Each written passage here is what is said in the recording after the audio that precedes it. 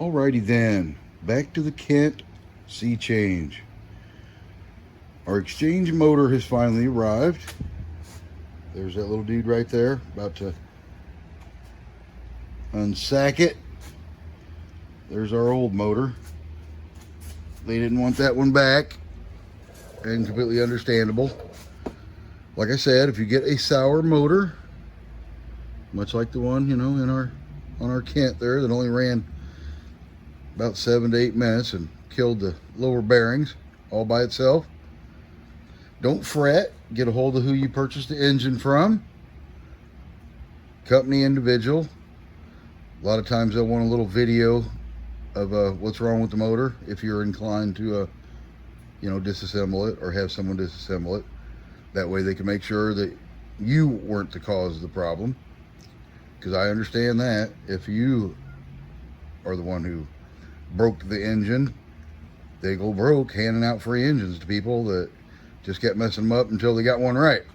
So that's completely understandable. But I sent them a video of this one, showed them it's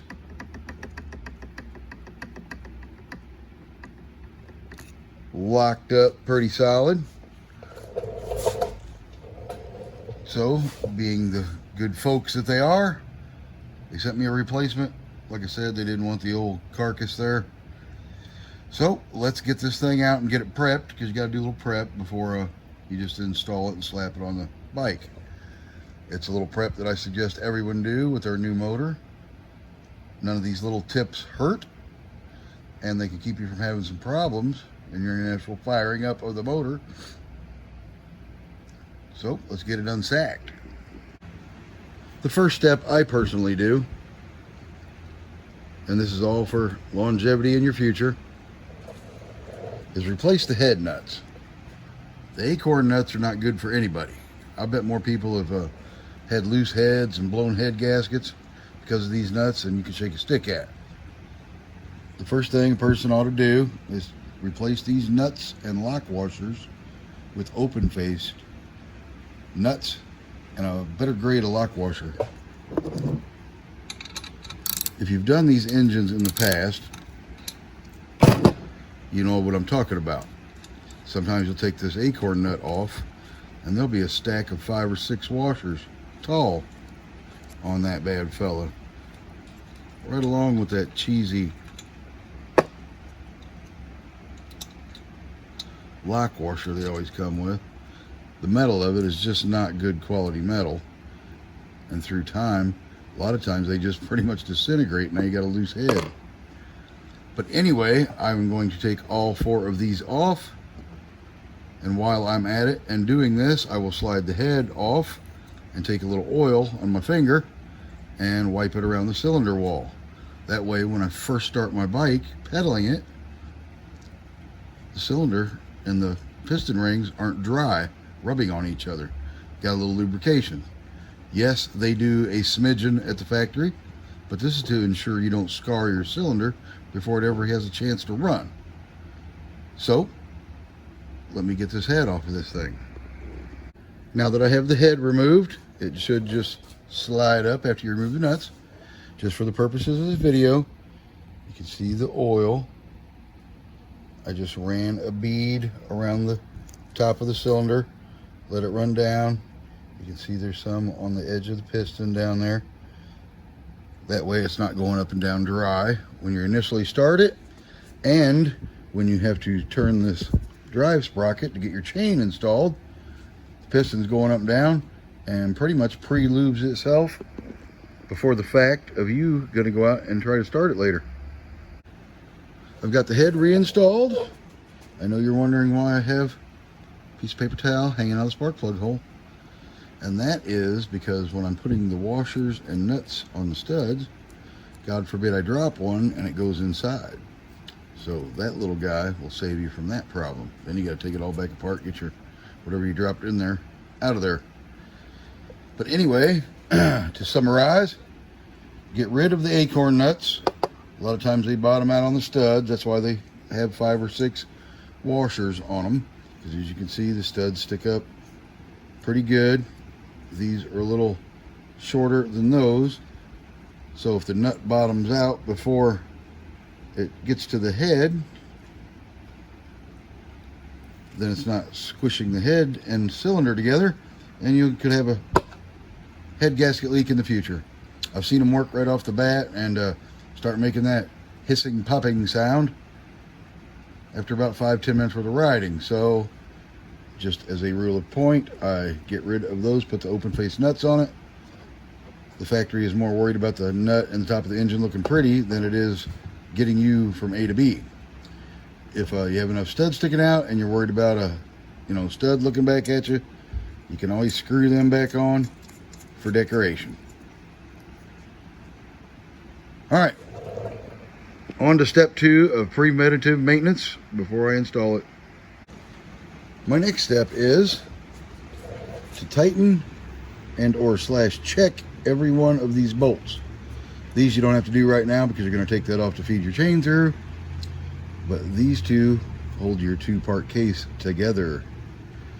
So to make sure you don't have an air leak before you even get to start riding it, it is a good idea to take your trusty hex and check and tighten every one of these. Get my blue hand out of the way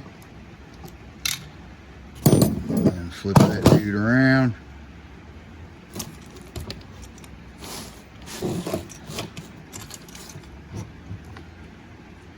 Check these two, because I guarantee, and the one on the bottom, because I guarantee that one of these is going to turn.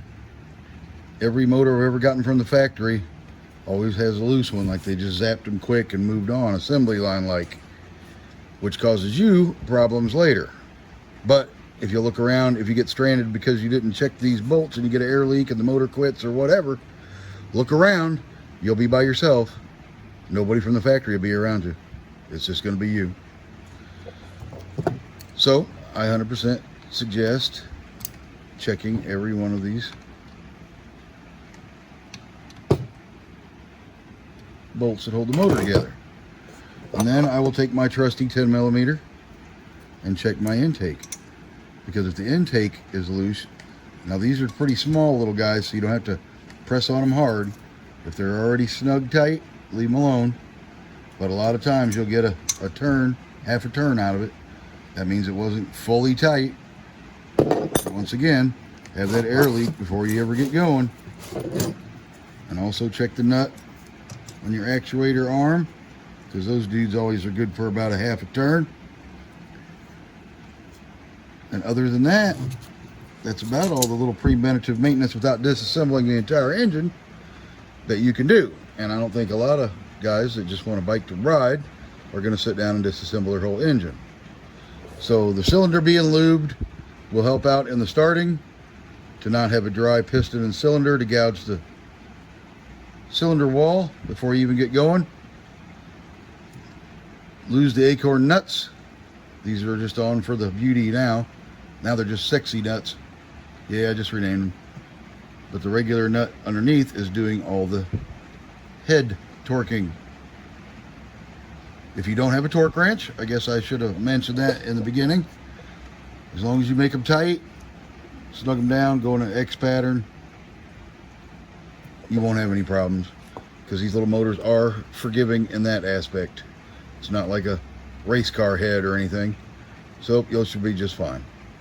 Also, if you happen to notice, I did put a little more paper towel pluggage in there.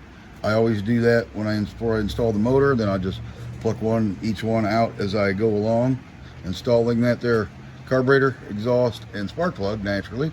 So don't forget to take that stuff out. But anyway, it's just a happy little precaution to make sure nothing hits the floor, bounces, gets in there in any way, shape, or form, and creates a pain for me or for you. All right, this bad fella should be ready to be installed. It is pre-maintenance enough to get us going, I hope. It's worked 100, maybe even 250 more times. But anyway, let's get this bad fella put back on the old can't see chain, shall we? Here we are, all mounted up. Thank God. I'm not really angry that it had any problems. Man, I hate backtrack working. But anyway, it's about over. This little fella, hopefully she'll run flawlessly. As I was installing it, I thought of another little tip I would share with those who may not know. A lot of times kits come and they just have this little set screw right here to hold your choke or your clutch cable when you adjust it. And let me be the first to tell you, if you don't know already, these things suck. Get rid of this bad fella. Because what happens with those, if they don't strip out trying to tighten it enough so the cable don't slip, they corrode in there a little bit, and then when it comes time to adjust your clutch again, your clutch cable, it'll break off. Now you got to drill it out, which is a pain in itself. Not the end of the world, but when you drill that out, it kills the cable. So now you're buying the clutch lock anyway, and a new cable to go with it. So just cut out the middleman, get you a nice little clutch lock, cable lock right here, one of these little dudes, and use that, and you'll never have that problem of having to drill out the broken screw. All right, just a friendly little tidbit as I pass through. But other than that, it's mounted up. I can't give it a test ride today because it's pouring rain, don't you know? Which I don't know if that's a good thing or a bad thing today. It helps work when it's not warm and sunny outside and you want to get outside and ride. So a rainy day kind of, enlightens the mood for me anyway, to get a little work done inside. So all I got to do is install my exhaust pipe. Everything else is tight and mounted and adjusted. My wires are hooked up. I'll let everybody take a look at those in case you're putting wires together for the first time and you're wondering why they don't color match. They hardly ever do. Generally the ones coming from the motor do, blue to blue, and then your black wire to your black wire. But for some reason, the kill button wires never match. Sometimes they're yellow with a red tracer. Sometimes they're just yellow. This one happens to be green and black. One side of your kill switch goes to the black side. One side goes to the blue side. Doesn't really matter which order. You can put the black over here, the green over there. As long as they're separately hooked up to each wire, as you see here, your kill button should work just fine and the motor should run. This magneto happens to have the trusty extra third wire. If you're so fortunate to have that come with your engine kit, it is a positive wire. I do suggest taping it up to make sure it does not make any contact with any metal and short out and hurt your electrical system. I personally just put a piece of tape over the end of it and put it in the loom. That way, later in life, if someone wants to hook it up, it still has the connecting end on it, and they can use it for whatever they see fit. But for general riding purposes, and to get your engine to start and run, if you're not caring about running an auxiliary light, 6 volt, no doubt, tape that up so it doesn't short out. All right, I will probably do a short video as soon as it quits raining and we fire this up, because I'd hate for everybody not to see the end result of the replacement engine. Are things going to go smooth? Are we going to be doing this again? Which I hope not. Every once in a while you get a lemon engine. It's just how statistics work out. If you do 100 of them, probably one's going to be bad out of that 100. All right, well anyway, that is my friendly update of the Kent Sea change, the motor replacement. Everybody have a good day that's watching this. If you're building one of these and you see something in the video that helps you get your bike together, that's all the better even yet. All right, take care, have a good day, all that good stuff. My office will be in touch.